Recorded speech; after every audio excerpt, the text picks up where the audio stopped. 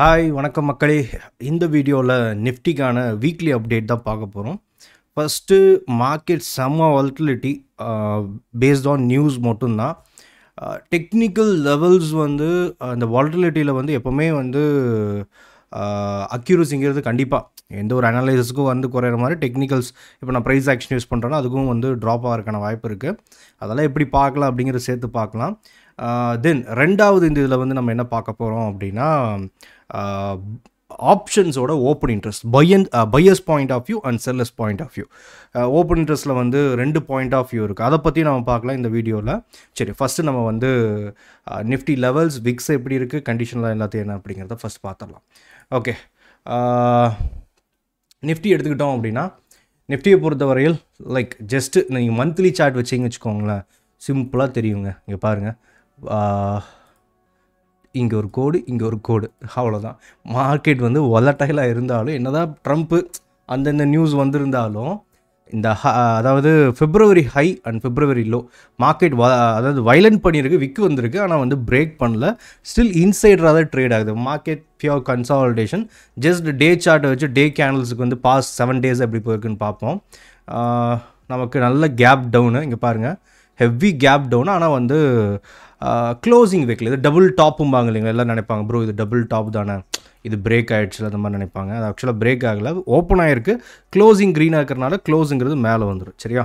Okay, break அவுட்னா closing கீழே இருக்கணும், ஆனால் மேலே இருக்குது. சரி, இப்போ எடுத்துக்கிட்டோம்னா அப்போ இதுவே நம்ம ஒரு நல்ல கன்சாலிடேஷன் ஜோனாக எடுத்துக்கலாம்.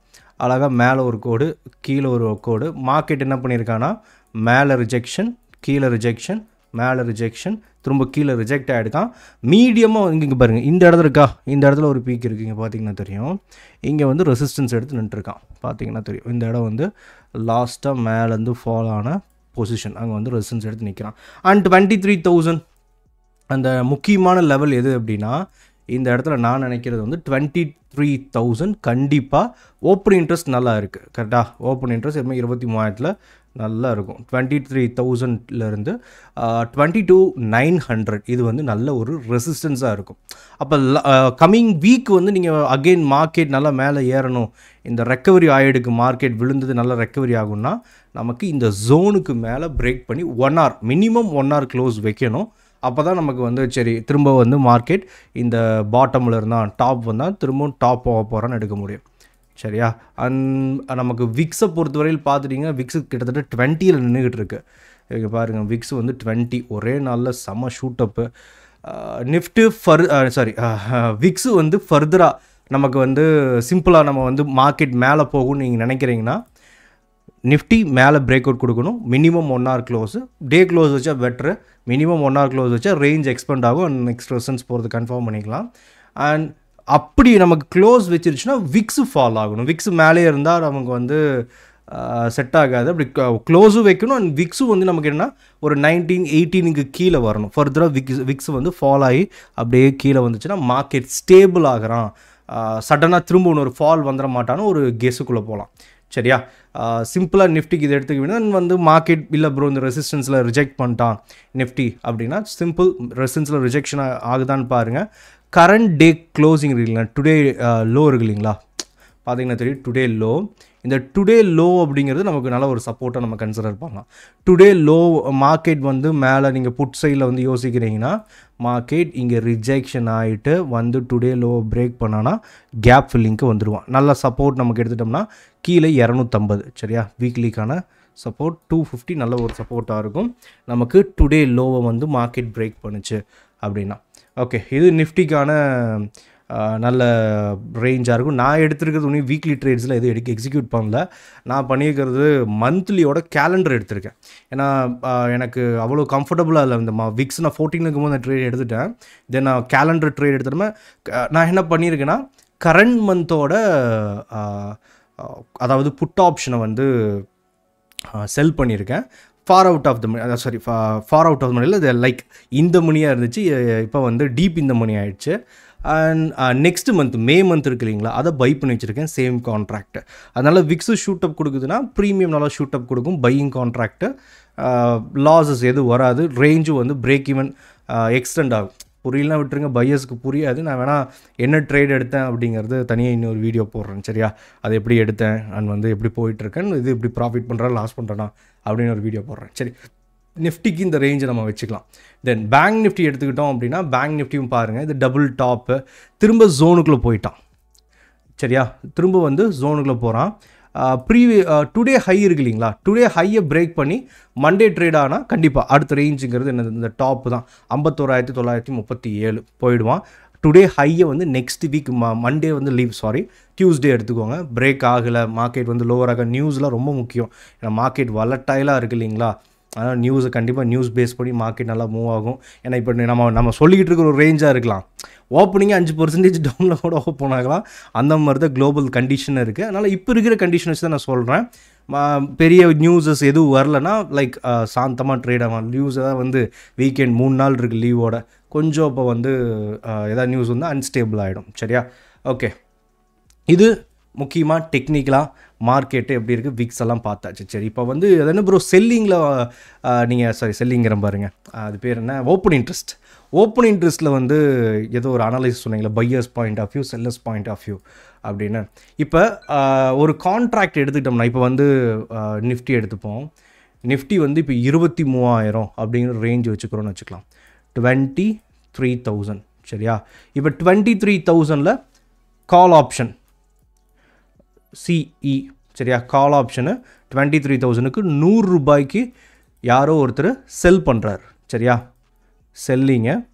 செல் பண்ணுவார். அப்போ அது யாரோ அதே 100 ரூபாய்க்கு என்ன பண்ணியிருப்பார், இவர் 100 ரூபா செல் பண்ணுறாருன்னா அதை வந்து இவர் என்ன பண்ணியிருப்பார், ப்ரீமியம் கலெக்ட் பண்ணிப்பார் சரி. அந்த 100 ரூபா அவர் பாக்கெட் போயிடும். 100 ரூபா அந்த பாக்கெட் யாருக்கு கொடுக்குறாரு அவர் பாக்கெட்டுக்கு அப்படின்னா பையர், யாரோ ஒருத்தர் பை பண்ணுவாங்க இல்லைங்களா சேம் கான்ட்ராக்டை, அப்போ அவர் வந்து பையர் சரி. இப்போ வந்து செல்லருக்கும் ஒரு இருக்கும், அதாவது செல்லர் என்ன நினைக்கிறாரு அப்படின்னா 23,000க்கு மேலே இது போகாது கால் ஆப்ஷனு, அதுவும் பர்ஃபார்ம் பண்ணாது, இது வந்து மார்க்கெட் 23,000க்கு கீழேயே தான் இருக்கும் அப்படின்னு நினச்சி இவர் பண்ணுறாரு சரியா. இவர் என்ன பண்ணுறாரு, 23,000க்கு மேலே போயிடும் அப்படின்னு நினச்சி பண்ணுறாரு. இப்போ இந்த 100 ரூபா வந்து ப்ரீமியம்ங்கிறது பிரேக் ஈவன் தரும். அதாவது செல்லரை பொறுத்தவரை இங்கேருந்து 100 ரூபா வரையும் வந்து மார்க்கெட் வந்து பிரேக் ஈவன் இருக்கும். 23,000லேருந்து 23,100 வரை அவருக்கு ஒரு பிரேக் ஈவன் கிடைக்கும் சரி. கீழே இருக்கிற வரை அவருக்கு என்னது செல்லருக்கு ப்ராஃபிட் தான். இப்போ இதுதான் நினச்சிருக்காரு. இப்போ இந்த பையருக்கு வந்து இந்த 100 ரூபா இது பண்ணுறதுக்கு 5,000 10,000 அந்த ப்ரீமியம் என்னவோ இன்ட்டு 75 கரெக்டுங்களா இருந்தால் போதும் அவர் வந்து அந்த காசை கொடுத்து பை பண்ணிப்பார். அப்போ கம்மியான ப்ரீமியம், அப்போ வந்து செல்லருக்கு வந்து அதிகப்படியான தொகை தேவைப்படும். இப்போ ஒரு கான்ட்ராக்டை செல் பண்ணுறோம் 1.5 லட்ச ரூபா வேணும், மார்ஜின் நாளைக்கே கூட வந்து 2 லட்சம் ஆக்கலாம், இன்க்ரீஸ் பண்ணலாம். அப்போ ஒரு செல்லர் வந்து இவ்வளோ பெரிய காசு, இப்போ நான் ஒரு கான்ட்ராக்டுக்கு சொன்னேன், இப்படி எடுத்துக்கோங்க 23,000 கால் ஆப்ஷன் இல்லை ஒரு புட் ஆப்ஷன் எது வேணால் எடுத்துக்கோங்க, அதை போய் பாருங்கள் அதோட ஓப்பன் இன்ட்ரெஸ்ட்டு.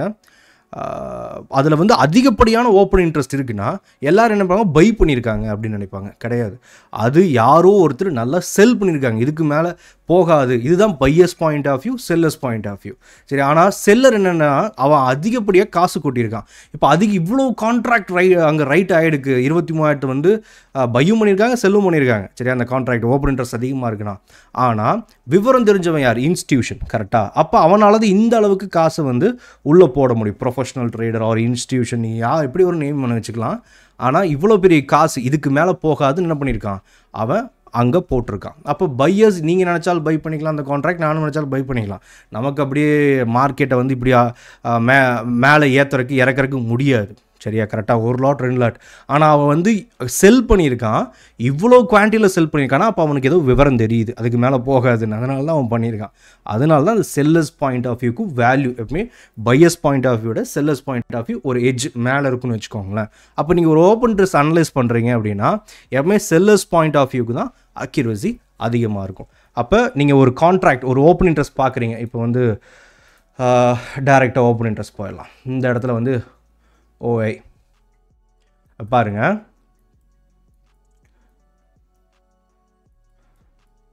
ஓஐ செட்டிங்ஸ் எக்ஸ்பைரி நம்ம வந்து ஏப்ரல் மந்தோடது வச்சுக்கலாம் சரியா.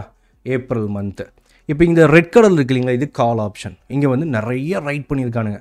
அப்போ நான் 23,500க்கு மேலே போகாது அப்படின்னு நிறைய செல்லிங் எடுத்து வச்சுருக்கானுங்க சரியா. அதே மாதிரி 22,500 பாருங்கள் ஃபுல் செல்லிங்கு. அதே மாதிரி 22,000 ரவுண்ட் நம்பரு 22,000 இந்த ரவுண்ட் நம்பர்ஸ்லாம் நல்லா செல்லிங் நடக்கும்.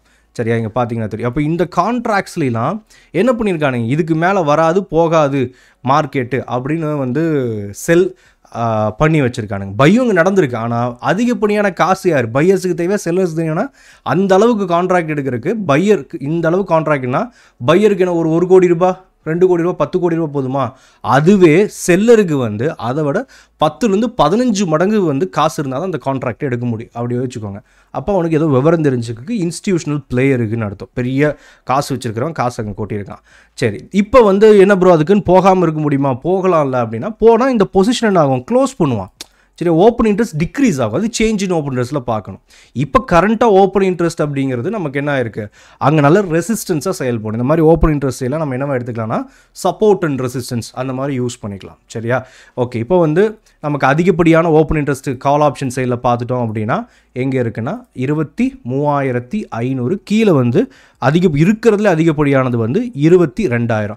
அப்போ இந்த 1,500 பாயிண்ட் ரேஞ்ச் இருக்கு இல்லைங்களா, 23,500லேருந்து இந்த லெவலு இதுக்குள்ளே தான் இருக்குன்னு மேஜராக பெரிய ஒரு லெவலில் வச்சு அவனுக்கு வந்து என்ன பண்ணியிருக்கானுங்க, செல்லிங் பொசிஷனை க்ரியேட் பண்ணியிருக்காங்க. ஒருவேளை இதை தாண்டி மார்க்கெட் போகுதுன்னா அப்போ ஓப்பன் இன்ட்ரெஸ்ட் சேஞ்ச் ஆகும். பொசிஷனை கட் பண்ணிட்டு வேறு கான்ட்ராக்டை இது பண்ணுவோம். அது சேஞ்ச் இன் ஓப்பன் இன்ட்ரெஸ்ட்னு சொல்லுவாங்க. நம்ம அதில் பார்த்தீங்கன்னா சேஞ்ச் இன் அழுத்திங்கன்னா இப்படி சேஞ்ச் ஆகும். சரியா, அதில் வந்து எவ்வளோ டிக்ரீஸ் ஆகுது இன்க்ரீஸ் ஆகுது இது ஒரு அனலைசிஸ் தனியாக இருக்குது.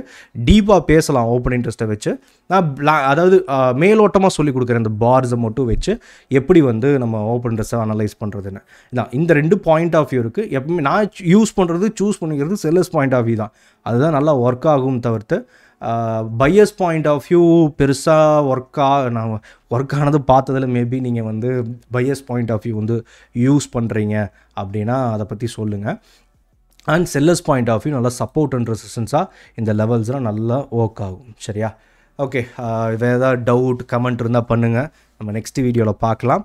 இல்லை ஓப்பன் இன்ட்ரெஸ்ட் ஒன்று டீப்பாக சொல்லுங்கள் ப்ரோ, பேசிக்லேருந்து கற்றுக் கொடுங்க, எனக்கு ஒன்றுமே புரியல நீங்கள் சொன்னால் அதுவும் சொல்லுங்கள். நான் ஏற்கனவே வீடியோ போட்டிருக்கேன், நீங்கள் ஓப்பன் இன்ட்ரெஸ்ட் நீங்கள் பார்க்கலாம். இல்லை ஃப்ரெஷ்ஷாக கூட நான் போடுறேன், இந்த டவுட்ஸ் கேளுங்க. கண்டிப்பாக கமெண்ட் பண்ணாதான் அதுவும் எனக்கு புரியும், உங்களுக்கு புரியுதா புரியலையான்னு கமெண்ட் பண்ணிக்கோங்க, லைக் பண்ணிக்கோங்க. நம்ம அடுத்த வீடியோவில் பார்க்கலாம். பாய்.